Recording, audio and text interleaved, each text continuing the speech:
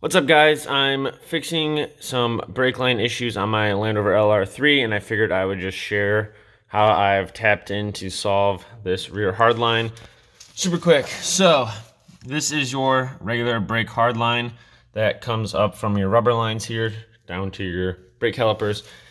And so mine had a rupture up just past the, strut here, and it was kind of back here. So I cut my factory line about here where the old one was bad. I was able to bend this out so I could flare it and put a fitting on it.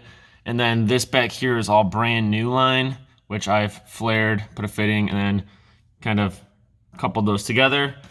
And then the problem you have is that as you go rearward, the factory brake line comes down under here and then it jumps over the frame and then back down.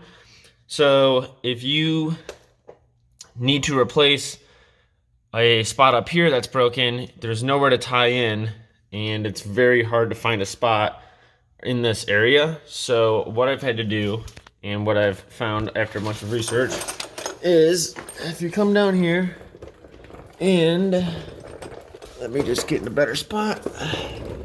Truck's all dirty.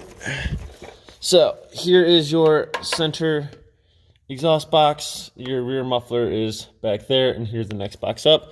If you peel the heat tray away from the side, you have access to both brake lines to the rear, and as you can see right there is where I've spliced in my new section of line to a good factory line.